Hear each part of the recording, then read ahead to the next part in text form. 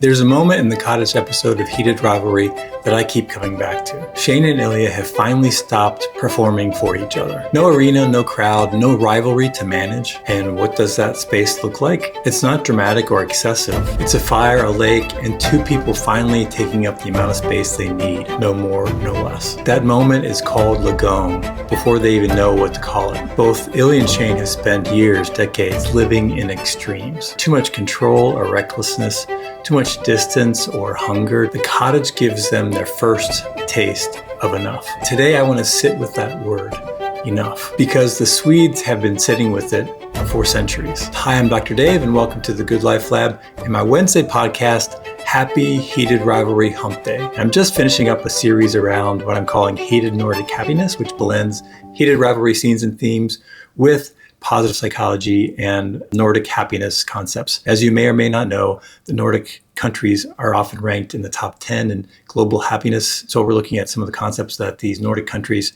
include as part of their culture, just part of their practices. So today I'm talking about the word Lagom. And if your therapist, best friend, or partner has reached their quota of Shane and Ilya for the week, don't worry, we haven't. Just subscribe and come back each week for more of Shane and Ilya and heated rivalry review and commentary. So like I said, the word of the week is Lagom. It is Swedish and it does resist the perfect English translation, which may be exactly why we need it. Lagom generally means just the right amount. Not too much, not too little, enough, balanced, appropriately measured. It appears throughout Swedish culture in food, in design, conversation, and work. One popular story traces the word to an old phrase meaning around the team, as a drinking horn passed to the group, each person taking only their share. And whether this is historically accurate or not, this story, I love what it suggests that Lagom is relational. It asks us to find our place without consuming all the space. In psychology, Lagom connects to the Nobel Prize winning social scientist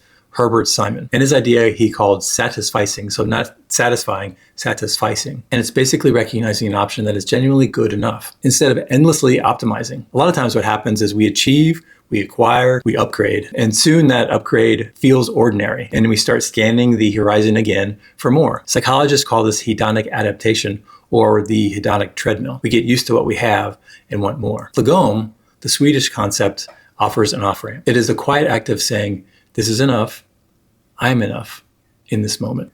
But Lagom is not passivity. It is not giving up on growth or accepting what harms us. It means recognizing when more would enrich our lives and when it would merely keep us running or wanting more. It's like eating sugar. You just can't get enough of it.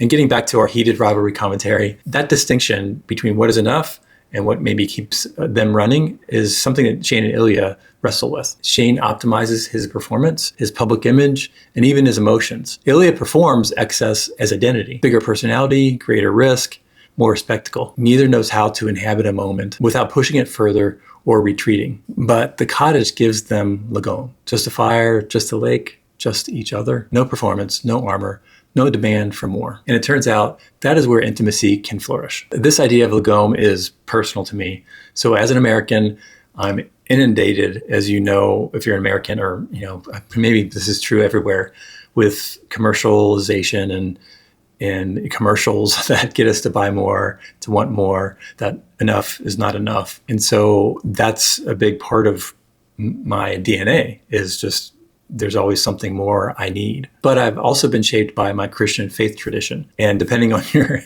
your tradition within that Christian tradition, you can be very commercialized and still want more material things, or be more like me, where I was minimal was better. And that was what Jesus kind of promoted, was the simple life. And so that's been a part of my DNA as well. Contentment, being happy with what you have. That is the secret to happiness and living a good, meaningful life. So that Christian formation stayed with me. And maybe in some ways, it just overtook my DNA of being an American consumer. And so that's a stronger value for me than consumerism, which I'm thankful for. I don't usually need the newest thing or a bigger house, even though I have a nice place to live. When I have enough, I can usually feel it. It often feels like rest to me. But relationships like Ilya and Shane's and mine and with my partner, and even with my friends, this brings together two histories when you have relationships and two value sets and two ideas of what is enough. When my sense of enough does not match someone else's, my partner's or my friend's, Lagom becomes a relationship dynamic. Do we need an upgrade, a more expensive trip, or another commitment? My internal kind of knee-jerk reaction is often, I think what we have is already good enough. But relational Lagom cannot mean defending my definition of enough. It requires curiosity about the other person and their definition as well. What need, for example, sits beneath the desire for more? It may be about feeling safe, feeling celebrated, or just seen. So that's the relational depth of Lagom. It is not only I have enough, it is we are discovering what enough looks like for the both of us. At the cottage, Shane and Ilya begin discovering a life that fits both of them. Not Shane's controlled minimum or Ilya's extravagant excess, but a shared enough. And I am still learning that too, for myself personally, but also in relationship to others. So here's your Nordic happiness practice for the week. I call it the Lagom audit. Take 15 minutes and ask, where am I chasing more when enough might serve me better? It could involve possessions, maybe work, scrolling, media, food, noise, or always needing more reassurance, certainty, or proof that someone cares. Choose one of those areas and ask yourself, what is this reaching for more costing me? What am I missing because I have not recognized what I already have? So just notice those things that you are kind of wanting more from or more of, and begin to just ask yourself, when is enough in these areas of my life? All right, that will conclude our series on the Heated Nordic Happiness practices. And I'm really excited about what's coming next, because I'm going to look at heated rivalry through the lens of me as a therapist.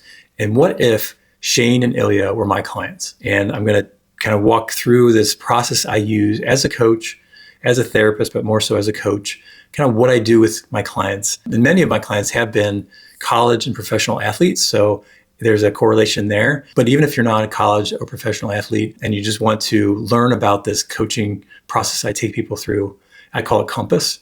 And so over the next several weeks, we're going to go through this process with Ilya and Shane and myself as I kind of coach myself as a younger gay soccer player, athlete, kind of figuring out my identity. And so I'm really excited about what's coming over the next several weeks. I'm going to invite you into this process as well, so you can kind of walk through this with me. I'm going to try to do this in 2 or 3 steps. So at the beginning of the week, share the first part of the Compass process and an introduction, a brief introduction, and then go deeper later in the week in what you can do with the framework yourself. If you're at a point in your life you want to do something different or try something different or move in a different direction, learn more about yourself, maybe set aside this time over the next several weeks and walk through this with me and have some fun with it. So please stay tuned. And if you haven't already, I'd really appreciate it if you'd subscribe. I'm trying to build a channel that not only kind of talks about some of the gay romance and psychology concepts, but that serves people, especially around the gay, queer, and questioning male community. There's great need out there for mental health and well-being.